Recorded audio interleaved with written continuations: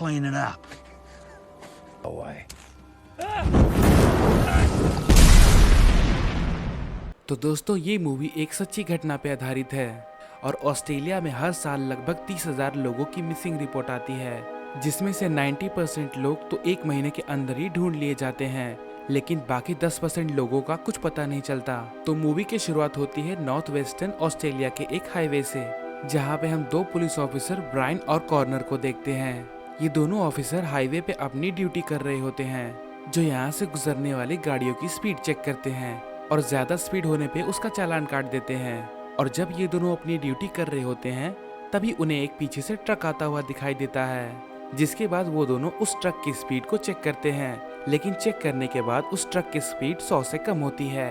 लेकिन ये दोनों अपना ओवर स्पीड का कोटा पूरा करना चाहते थे, इसीलिए वो उस गाड़ी को उस ट्रक के पीछे लगा देते हैं। जिसके बाद हम देखते हैं कि उस ट्रक को बिग ड्राइव कर रहा था, और जब वो देखता है कि दो पुलिस ऑफिसर उसका हाईवे पे पीछा कर रहे हैं, तब वो अपनी ट्रक में रखी हुई एक चाकू निकाल लेता है और वो दोनों ऑफिसर उसके ट्रक को रोकते हैं और उसे बाहर आने के लिए कहते हैं। तभी बिग अपने ट्रक से बाहर निकलता है और वो दोनों ऑफिसर उससे कहते हैं, तुम अपने ट्रक को ओवर स्पीड पे चला रहे थे। उसके बाद मिग उससे कहता है कि उसकी ट्रक की स्पीड 100 से कम थी।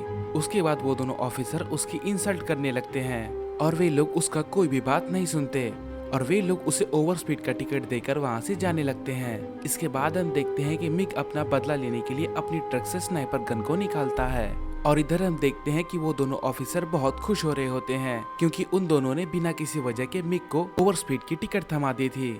लेकिन तभी हम देखते हैं पीछे से एक गाड़ी आ रही होती है और जो ऑफिसर गाड़ी चला रहा होता है उसकी खोपड़ी फट जाती है और गाड़ी का बैलेंस बिगड़ने के कारण गाड़ी क्रैश हो जाती है और गाड़ी पलटकर गिर जाती है। जिसके बाद हम देखते हैं कि मिक पेट्रोल लेकर उसकी तरफ जा रहा होता है, जहां पर वो देखता है कि गैरी कार से निकलकर वहां से भागने की कोशिश कर रहा होता है। जिसके बाद में निक गैरी की टांगे तोड़ देता है और उसे घसीटते हुए कार के पास लाता है। वो गैरी की कमर में चाकू मार देता है, जिससे उसका स्पाइनल कोर्ड सिस्टम काम करना बंद कर देता है। जिसके बाद में मिक उसे कार में बिठाकर उस पर पेट्रोल छिड़कता है। इसके बाद गैरी मिक से कहता है कि उसके दो छोटे छोटे बच्चे हैं, इसीलिए वो यहाँ से उसे जाने दे। लेकिन मिक बिल्कुल ये नहीं मानने वाला था और वो उसकी जेब में वही टिकट रख देता है और कार में आग लगाकर गैरी को जिंदा जला देता है। जिसके बाद में मिक वहाँ से चला जाता है। अगले ही सीन में हम एक यंग जर्मन कपल को देखते हैं, जिनका नाम रैडगर और कैटरीना होता है, जो ऑस्ट्रेलिया में बैकपैक कर रहे थे और रास्ते में किसी कार का लिफ्ट ना मिलने से ये दोनों पैदल जा रहे होते हैं। तभी वो दोनों अपनी तरफ आते हुए एक ट्रक को देखते हैं। रैडगर दौड़कर उसकी तरफ हेल्प मांगने के लिए जाता है और वो ट्रक फिर कुछ दूर जाकर रुक जाता है। रैडगर और कैटरीना दौड़कर उसके पास जाते हैं ताकि उन्हें लिफ्ट मिल जाए, लेकिन तभी पीछे से एक और ट्रक आ जाता है और मिक अपना ट्रक लेकर वहां से आगे बढ़ जाता है, क्योंकि शायद वो उस ट्रक वाले के कारण पकड़ा जाता।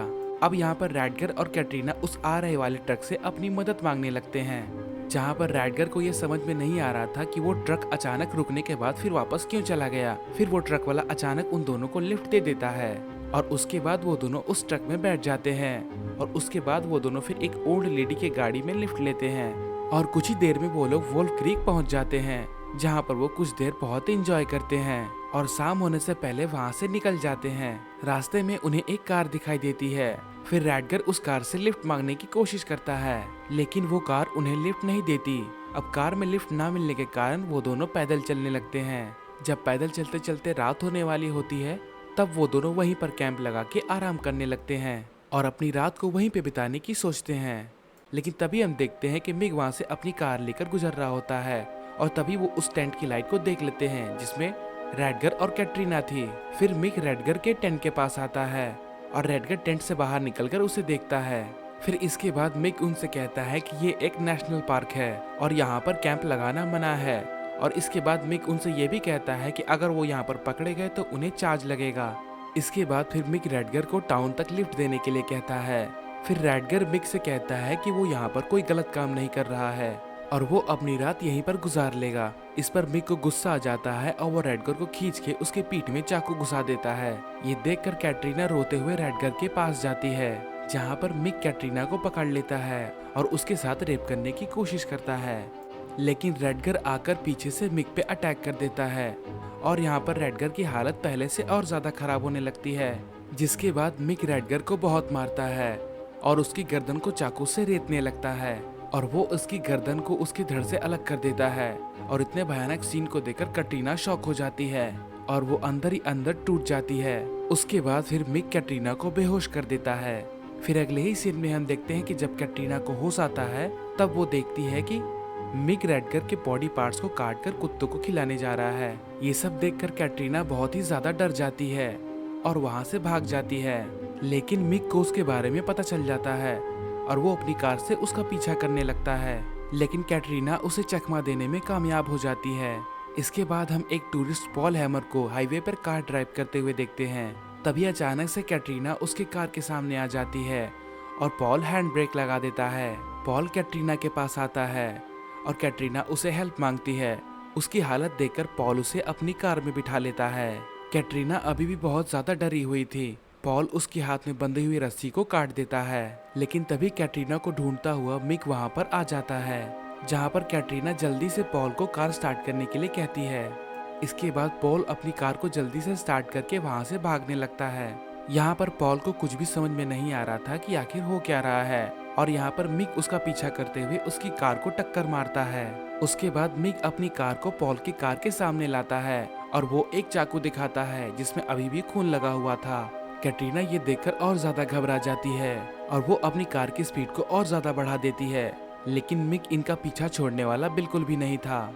मिक अपनी कार को फिर से पॉल की कार की बराबरी में ले आता है, लेकिन इस बार पॉल उसकी कार को टक्कर मार देता है, जिससे वो जाकर टकरा जाता है। अब यहाँ पर पॉल कुछ दूरी जाकर अपनी गाड़ी रोक देता है। फिर हम देखते हैं कि मिक अपनी स्नाइपर गन के साथ गाड़ी से बाहर आता है और वो पॉल पे गोली चलाता है, लेकिन पॉल नीचे झुक जाता है और गोली से बच जाता है। इससे वो खुद को तो बचा लेता है, लेकिन वो गोली कैटरीना को लग जाती है और उसकी खोपड़ी को फाड़ते हुए निकल जाती है।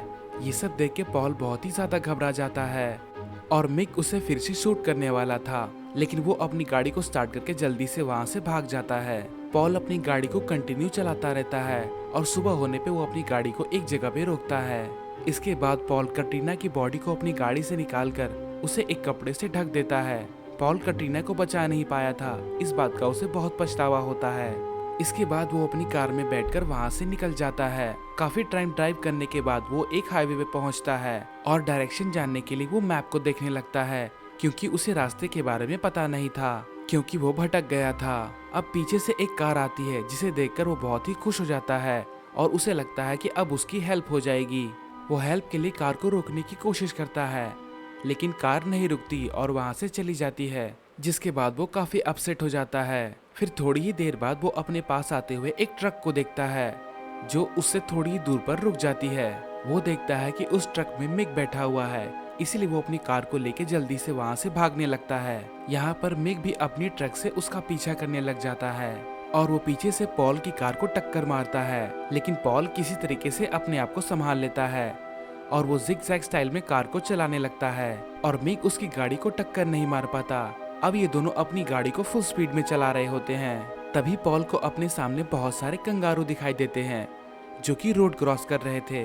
पॉल इनको बचाता हुआ अपनी गाड़ी निकाल लेता है, लेकिन मिक इनको रौंदते हुए आगे बढ़ जाता है और उसके बाद हम देखते हैं कि इन दोनों की गाड़ी में पेट्रोल अब खत्म होने वाला होता है और रास्ते में मोड़ आने के कारण पॉल की गाड़ी मिक से आगे निकल जाती है। यहाँ पर पॉल को लगता है कि खतरा अब टल चुका है, लेकिन तभी पॉल की गाड़ी की टायर अचानक पंचर हो जाती है और वो सड़क के नीचे गिरते गिरते बच जाता है। लेकिन तभी पॉल देखता है कि मिक अपनी ट्रक लेकर उसकी तरफ आ रहा होता है और वो अपनी ट्रक से पॉल की गाड़ी को नीचे धकेल देता है और ढलान होने की वजह से उसकी कार नीचे चली जाती है, लेकिन एयरबैग होने के कारण उसकी जान बच जाती है। और तभी पॉल अपनी गाड़ी से बाहर निकलकर मिक से कहता है कि तुम्हें इससे कुछ बेहतर करना चाहिए था। और फिर उसके बाद हम देखते हैं कि मिक का ट्रक बहुत तेजी से उसकी तरफ आ रहा होता है और पॉल की गाड़ी से टकराकर वो ब्लास्ट हो जाता है, लेकिन पॉल भागकर अपनी जान बचा लेता है और मिक ऊपर से खड़ा होकर ये सब देख रहा होता है। और तभी पॉल अपनी जान बचाने के लिए वहाँ से भागने लगता है और वो वहाँ से भागता ही रहता है, जहाँ पर उसे ज्यादा थकान होने के कारण और डिहाइड्रेशन होने के कारण वो जमीन पे गिर जाता है। लेकिन कुछ ही दूर पे उसे एक घर दिखाई देता है। वो हेल्प मांगने के लिए उसके पास जाता है और दरवाजे के पास जाकर बेहोश हो जाता है। जब पॉल को होश आता है तब वो अपने आप को एक बेड पे पाता है और उसके बाद वहाँ पे रखे हुए कपड़े पहनकर पॉल वहाँ से बाहर आता है, जहाँ पर वो एक एल्डर कपल को देखता है जिनका नाम जैक और लिली होता है।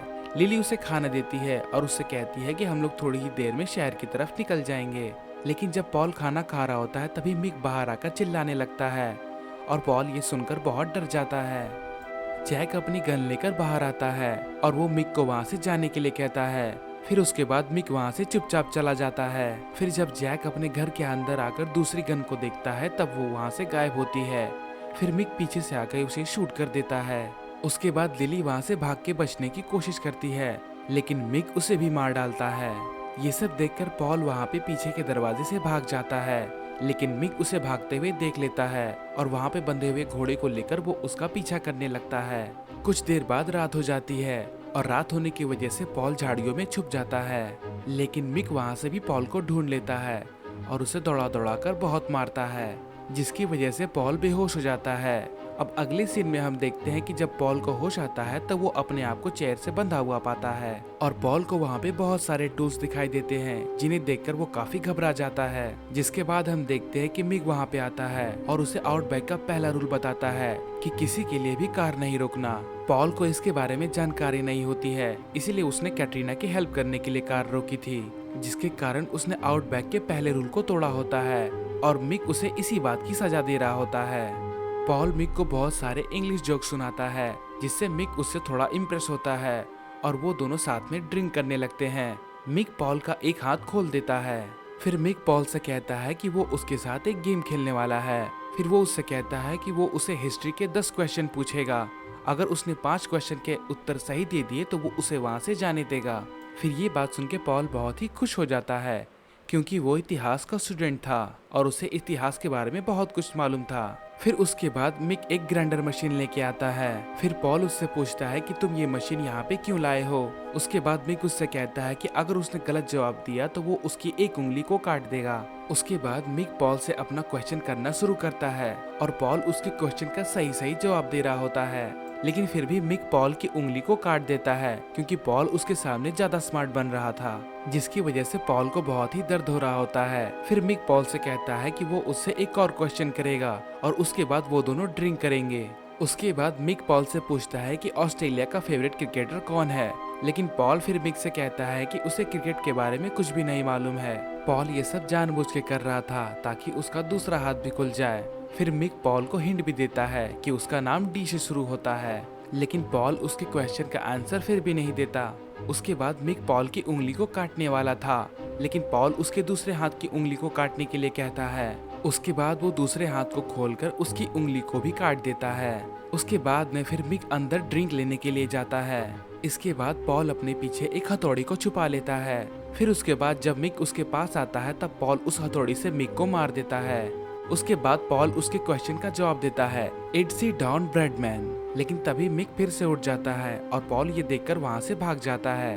वो भागते हुए एक सुरंग में घुस जाता है, लेकिन वहाँ से निकलने का रास्ता उसे मालूम नहीं होता। उसके बाद मिक भी उस सुरंग में पॉल को ढूंढने लगता है और पॉल जैसे जैसे उस सुरंग में आगे बढ़ रहा होता है उसे बहुत सारी लाशें दिखाई देती है। ये सभी लाशें उन टूरिस्ट की होती है जिनको मिक ने टॉर्चर करके मार दिया था।